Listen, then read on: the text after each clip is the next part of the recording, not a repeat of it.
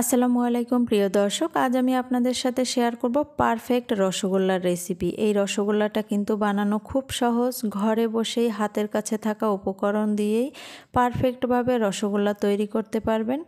এই ভিডিওটা ফলো করে যদি আপনারা বাসায় রসগোল্লাটা তৈরি করেন, আশা করছি আপনাদের রসগোল্লা হবে একদম পারফেক্ট। রসগোল্লাটা হয়েছে কিন্তু অনেক বেশি সফট এবং খেতেও হয়েছে দারুণ, মুখে দিলেই মিলে যায়। আর বাসায় বসে যদি এত ভালো রসগোল্লা তৈরি করা যায় তবে তো আর কিনে খাওয়ার কথা প্রশ্নেই আসে না। আশা করছি আমার আজকের রেসিপিটি আপনাদের ভালো লাগবে। ভালো লাগলে আমার পেজটি ফলো, চ্যানেলটি সাবস্ক্রাইব করে আমার চ্যানেলের সাথেই থাকার অনুরোধ রইল। তো আর কথা না বাড়িয়ে চলুন মূল রেসিপিতে চলে যাই। রসগোল্লা বানানোর জন্য প্রথমে আমি একটি প্যানে নিয়ে নিলাম 2 লিটার লিকুইড দুধ। এবার আমি একটু নেড়েচেড়ে দিচ্ছি যাতে প্যানের নিচে না লেগে যায়। এ পর্যায়ে আমি একটি ভিনেগার ও পানির মিশ্রণ তৈরি করে নিচ্ছি। এ দিয়ে আমি ছানাটি তৈরি করে নেব। দিয়ে দিলাম 2 টেবিল চামচ ভিনেগার, 2 টেবিল চামচ পানি।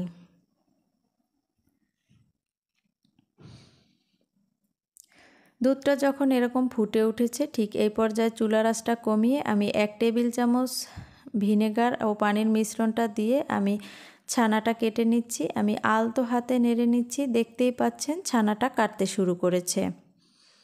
এভাবে একটু ধৈর্য সহকারে আলতো হাতে নেড়ে নেড়ে ছানাটি তৈরি করে নেবেন। আমি আরও 1 টেবিল চামচ পানি ও ভিনেগারের মিশ্রণটি দিয়ে দিচ্ছি। দিয়ে আমি আবারও আলতো হাতে নেড়ে নিচ্ছি। আর এই পর্যায়ে চুলাটা বন্ধ করে দিতে হবে।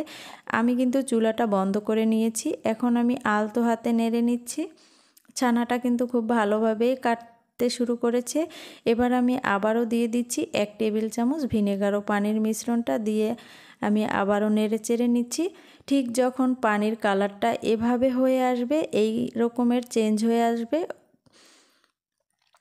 ওই সময় বোঝা যাবে যে ছানাটি একদম পারফেক্টভাবে তৈরি হয়ে গেছে। এখন আমি চুলা থেকে নামিয়ে ছানা থেকে পানিটা ঝরিয়ে নিচ্ছি। আমি একটি এরকম স্টিনারের মাঝে এরকমের সুতির একটি কাপড় দিয়ে এর উপরে আমি ছানাটি ঢেলে নিচ্ছি। এবার আমি নর্মাল পানি দিয়ে এই ছানাটাকে ধুয়ে ঠান্ডা করে নিচ্ছি। এই কাজটা একটু দ্রুত করতে হবে, না হয় ছানাগুলো গরম বেশি সময় থাকলে শক্ত হয়ে যাবে।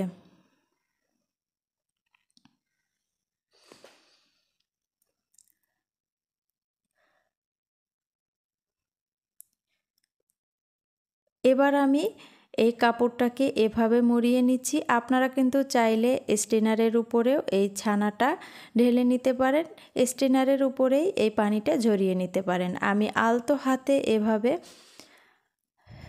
একটু ছানাটা থেকে পানি ঝরিয়ে নিচ্ছি। খুব বেশি চেপে এই কাজটা করা যাবে না, এতে ছানাটা শক্ত হয়ে যাবে। এখন আমি স্ট্রেনারের উপরে এভাবে রেখে দিচ্ছি 30 মিনিটের জন্য। আপনারা চাইলে কিন্তু ঝুলিয়েও রাখতে পারেন। 30 মিনিট পরে দেখতেই পাচ্ছেন আমার ছানাটা কিন্তু একদম পারফেক্টভাবে হয়ে গেছে। ছানাটা কিন্তু কোনো পানি নেই। খুব বেশি সময় রাখতে যাবেন না, সেক্ষেত্রে কিন্তু ছানাটা অনেকটা ড্রাই হয়ে যাবে। দেখুন ছানাটা কতটা সফট হয়ে গেছে।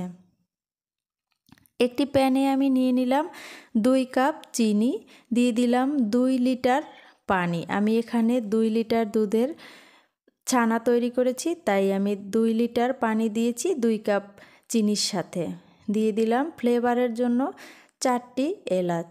দিয়ে যখন এভাবে বলক চলে এসেছে, ঠিক এই পর্যায়ে চুলাটা কমিয়ে দিচ্ছি। এবার আমি ছানাটাকে মথে নেব। আমি হাতের তালু দিয়ে এভাবে আলতোভাবে মথে নিচ্ছি।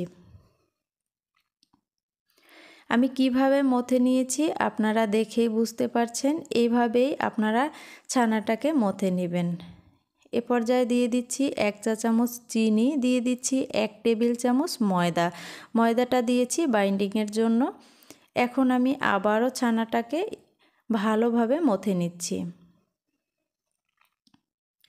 খুব বেশি সময় মথে নেওয়া যাবে না, এক্ষেত্রে ছানাটা থেকে তেল ছেড়ে দিতে পারে, তাতে মিষ্টিগুলো ভালো হবে না। আর আপনার ছানাটা পারফেক্টলি মথে নেওয়া হয়ে গেছে সেটা বুঝতে পারবেন যখন প্লেটের গা থেকে এভাবে ছানাটা নিজে থেকেই ছেড়ে আসবে। ঠিক ওই পর্যায়ে বুঝতে পারবেন যে আপনার ছানাটা পারফেক্টভাবে মথে নেওয়া হয়ে গেছে।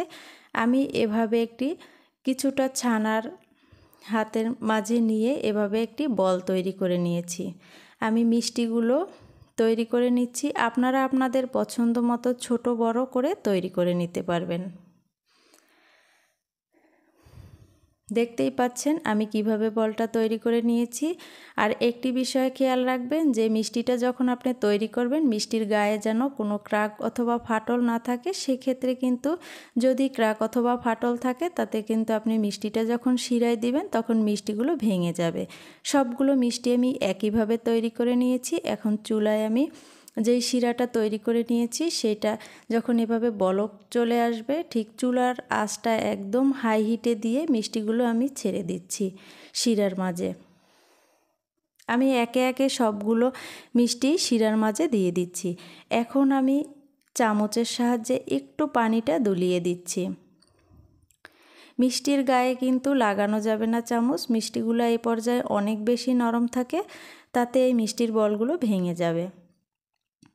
এখন একটি ঢাকনা দিয়ে ঢেকে আমি চুলার আঁচটা একদম হাই হিটে রেখে জাল করে নেব 15 মিনিট।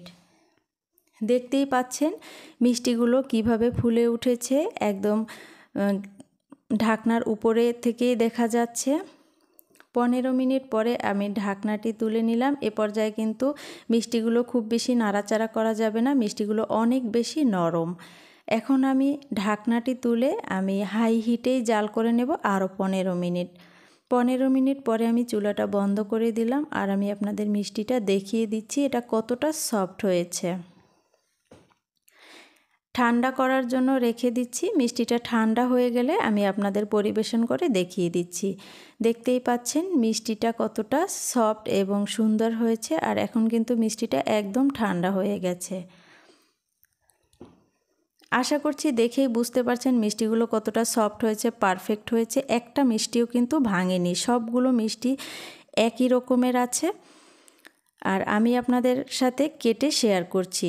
দেখুন মিষ্টিটা কতটা সুন্দর হয়েছে, ভেতরটাও অনেক বেশি সফট। আশা করছি আমার আজকের রেসিপি আপনাদের ভালো লেগেছে। ভালো লাগলে লাইক, কমেন্ট ও বেশি বেশি শেয়ার করার অনুরোধ রইল। আজ এখানেই বিদায় নিচ্ছি। আল্লাহ হাফেজ।